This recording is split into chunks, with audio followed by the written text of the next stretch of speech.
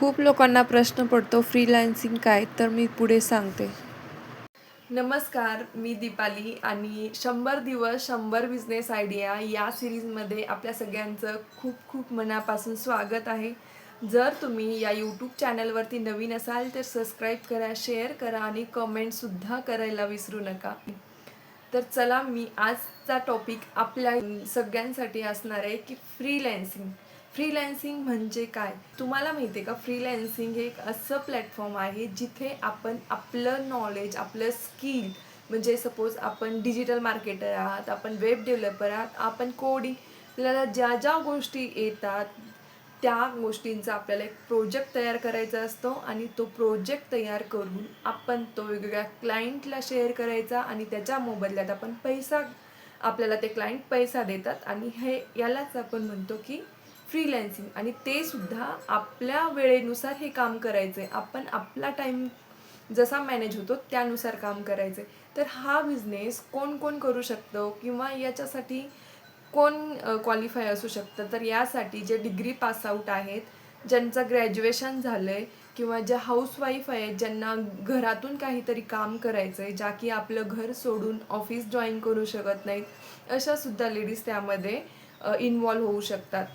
अजून राहिली गोष्ट, ज्या अशा पण आहेत ज्यांना पार्ट टाईम जॉब शोधायचा आहे, किंवा असे पण बरेच लोक आहेत ज्यांना ॲज अ पार्ट टाईम काहीतरी वर्क शोधायचं आहे, तर अशी लोकंसुद्धा हे फ्रीलॅन्सिंग जॉईन करू शकतात. तर फ्रीलॅन्सिंगसाठी आपल्याला काय करावं लागेल, तर आपल्याला वेगवेगळे स्किल्स शिकावे लागतील.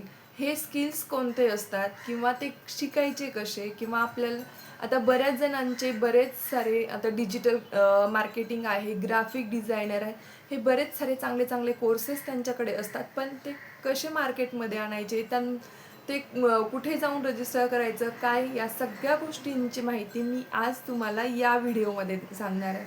तर हा व्हिडिओ तुम्ही शेवटपर्यंत बघा आणि जर काही डाऊट असेल, काही क्वेरीज असताल तर त्या मला कमेंटमध्ये सांगा. ओके, तर चला, मी आता तुम्हाला सांगेल की तुमच्याकडे कोणकोणते स्किल्स असायला पाहिजे. यामध्ये मी तुम्हाला सांगते की तुम्हाला कुठले कुठले स्किल्स यायला पाहिजे.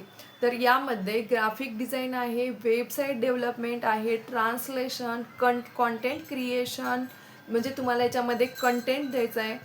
त्यानंतर कोडिंग येतं, मेडिकल कोडिंग येतं, परत गुगल आणि फेसबुकला ॲड रन करण्यासाठी ते सुद्धा एक स्किल आहे.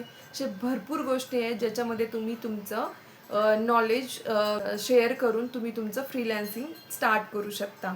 तर डिजिटल मार्केटिंगमध्ये तुम्हाला तुमचा स्वतःचा प्रोजेक्ट तयार करायचा आहे आणि त्याच्यावरती तुम्हाला त्याची प्रॅक्टिस करायचं आहे. त्यानंतर येतं डेव्हलपमेंट, वेबसाईट डेव्हलपमेंट म्हणजे सपोज एखाद्या कंपनीने तुम्हाला हायर केलं आणि तुम्हाला त्यांची वेबसाईट डेव्हलप करण्यासाठी तुमच्या स्किलची गरज आहे, तेव्हा सुद्धा ते तुम्हाला चांगला पे आउट देऊ शकतात. तुम्हाला चांगलं कोडिंग येत असेल तर तुम्ही त्यावरती सुद्धा फ्रीलॅन्सिंग करू शकता. तुम्हाला गुगलला, फेसबुकला ॲड रन करता येत असतील तर ते सुद्धा तुमचं फ्रीलॅन्सिंग असू शकतं.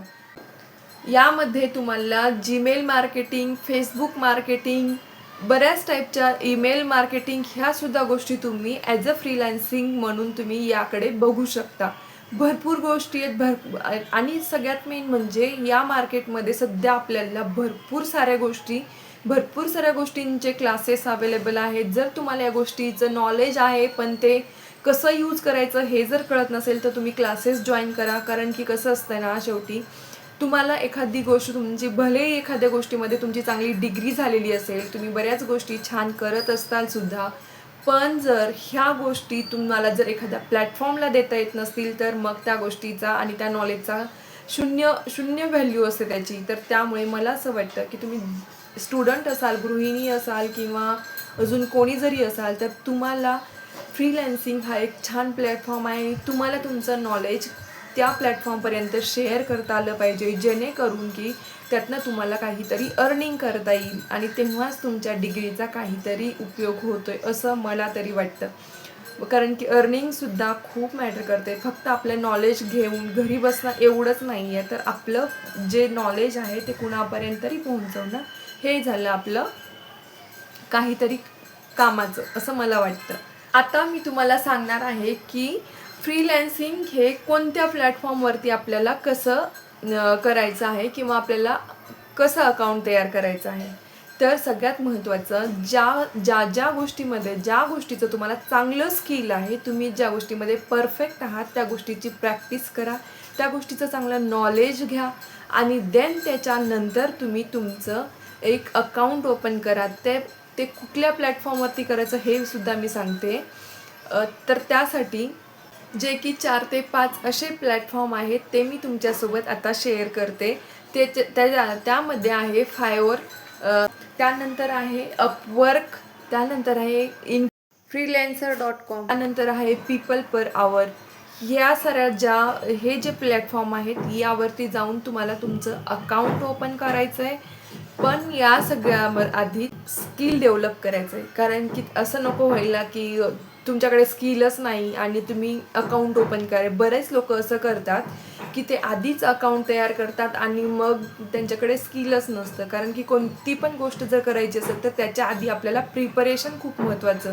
प्रिपरेशनच्या नंतर आपण अकाउंट ओपन करू, त्याच्यानंतर त्याची पूर्ण इन्फॉर्मेशन घ्या आणि मग या गोष्टी करा. हे जे 5 प्लॅटफॉर्म जे मी तुम्हाला सांगितले ते 5 प्लॅटफॉर्म खूप महत्त्वाचे आहेत आणि त्याच्यावरती जाऊन तुम्हाला तुमचं अकाउंट ओपन करायचं आहे. जेव्हा तुम्ही अकाउंट ओपन कराल तेव्हा तुम्ही तुमच्या स्किल बाबतीत व्यवस्थित माहिती तुमच्या बायोमध्ये फिल करा. दिलेली ती माहिती तुमच्या जो स्किल आहे ना त्याच्याच रिलेटेड असावी. त्यानंतर तुमचा पोर्टफोलिओ प्रॉपर मेन्शन करा तिथे. मी असं का म्हणते की पोर्टफोलिओ व्यवस्थित असलं, कारण की सपोज तुम्ही एखाद्या प्लॅटफॉर्मवरती तुम्ही रजिस्टर केलं आणि तुम्हाला समोरून अपॉर्च्युनिटी आली आणि तेव्हा जर तुम्ही अपॉर्च्युनिटी तर आलेली आहे पण समोरचा व्यक्ती पण तुमचा पोर्टफोलिओ बघतो की तुम्ही प्रिव्हियसली कुठल्या कंपनीसोबत वर्क केलं आहे, म्हणजे कुठल्या क्लायंटसोबत वर्क केलं आहे, तुम्ही प्रिव्हियस कसं वर्क केलं, या सगळ्या गोष्टीची माहिती तुमच्या पोर्टफोलिओमध्ये असते आणि तुमचा पोर्टफोलिओ स्ट्रॉंग असणंसुद्धा खूप गरजेचं असतं.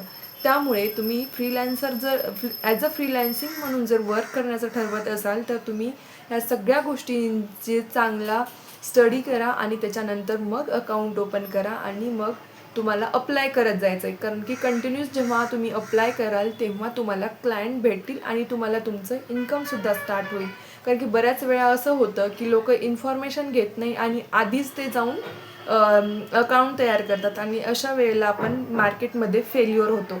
त्यामुळे प्रत्येक गोष्टीचं प्रॉपर नॉलेज घ्या आणि त्याच्यानंतर मग तुम्ही अप्लाय करा, जेणेकरून की तुम्हाला त्याचे बेटर रिझल्ट भेटतील.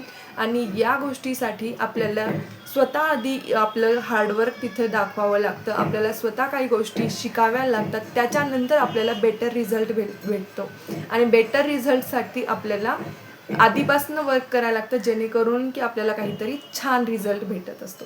तुम्हाला सांगायला आवडेल सगळ्यात छान गोष्ट म्हणजे की जे मी आत्ता तुम्हाला हे प्लॅटफॉर्म सांगितले, हे जे प्लॅटफॉर्म आहेत ते तुम्हाला विदिन इंडियामध्ये वर्क करायचं आहे. आता बघूया फ्रीलॅन्सिंगचे काय काय फायदे आहेत. तर फ्रीलॅन्सिंगचे फायदे असे आहेत की आपण घर बसल्या अर्निंग करू शकतो. यामध्ये कमाईची मर्यादा नसते, म्हणजे आपण अनलिमिटेड कमाई करू शकतो. त्यामध्ये जगातल्या कुठल्या पण लोकांसोबत आपल्याला काम करण्याची संधी मिळते. ही सुद्धा एक खूप छान गोष्ट आहे, कारण की डिफरंट क्लायंटसोबत काम करण्याचा अनुभव खरंच खूप छान असतो आणि खूप सुंदरसुद्धा असतो.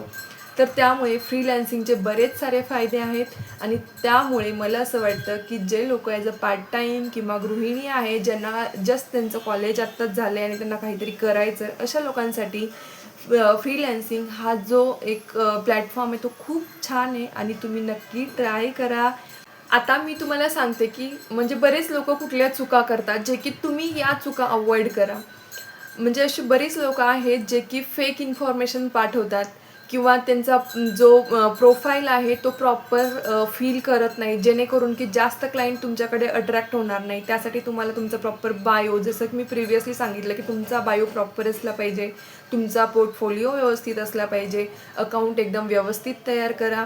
त्यानंतर बरेच लोक अशा पण चुका करतात की म्हणजे अशा अपेक्षा ठेवतात की मला लगेच 1-2 दिवसामध्येच ह्या गोष्टी भेटतील का. तर नाही, असं नाही होणार. कारण की कोणती पण जर गोष्ट करायची असेल तर त्यासाठी आपल्याला पेशन्सली वर्क करावं लागेल, कारण की ही सुद्धा गोष्ट खूप महत्त्वाची आहे. बरेच अशी पण लोक आहेत जे नको त्या कोर्सेसवरती विनाकारण पैसे घालतात. ही पण गोष्ट अवॉइड करायला पाहिजे, कारण की जस्ट आपण आता जस्ट कॉलेज झालेलं असेल किंवा आपण गृहिणी असाल किंवा जस्ट डिग्री पास आउट झालेले लोक असतील, या लोकांचं कसं असतं ना, म्हणजे मला काहीतरी अर्निंग करायचं आहे तर मग बऱ्याच साऱ्या वेगवेगळ्या ॲडव्हर्टाईज येतात आणि मग ते सांगतात की तुम्ही हे कोर्सेस जॉईन करा, ते कोर्सेस. तर अशा कोर्सेसला किंवा अशा लोकांच्या बोलण्याला बळी नका पडू असं मला वाटतं, कारण की प्रत्येक गोष्ट आजकाल गुगलवरती भेटते, ChatGPTवरती भेटते. तर ह्या गोष्टीचा सुद्धा तुम्ही विचार करायला हवा. तर अशा छोट्या छोट्या गोष्टी टाळा. चांगली प्रॅक्टिस करा आणि त्याच्यानंतर तुम्ही या फ्रीलान्सिंग प्लॅटफॉर्मवर अप्लाय करा आणि अप्लाय केल्यानंतर तुम्ही त्याला स्टार्ट करा. जेव्हा तुम्हाला क्लायंट भेटतील तेव्हा तुम्ही म्हणजे तुमचं काम खूप छान मनापासून देण्याचा प्रयत्न करा. आणि सुरुवातीला थोडे कमी पैसे आले तरी चालतील, पण एखादी गोष्ट छान तयार करा, ती छान देण्याचा प्रयत्न करा आणि त्यांचे नंतर जसे रिव्ह्यूज वाढतील तसं तुम्ही तुमच्या कामाचे पैसेसुद्धा वाढवा, म्हणजे तुमचं अर्निंग अजून चांगलं होईल. कारण की सुरुवातीच्या काळात तुम्ही थोडे कमी पैशामध्ये काम केलं तरी पण चालेल, पण मग एक तुमची व्हॅल्यू स्वतःच्या हाताने तुम्ही तुमची व्हॅल्यू क्रिएट करा. आणि लाईक करा, शेअर करा आणि आपल्या चॅनलला सबस्क्राईबसुद्धा करा. आणि मी इथून पुढे 100 डेज 100 बिझनेस आयडियाजमध्ये बऱ्याच साऱ्या वेगवेगळ्या बिझनेस आयडियाज घेऊन येणार आहे, तर त्यासाठी मला सपोर्टसुद्धा करा. आणि जर काही तुम्हाला वाटत असेल की अजून याच्यामध्ये काही एक्स्ट्रा ॲड करण्यासारखं होतं किंवा आहे, तर मला तशी कमेंट करा. मी तुम्हाला सगळ्या गोष्टी अजून इन डिटेल देण्याचा प्रयत्न करेल. तर thank you so much for watching this video.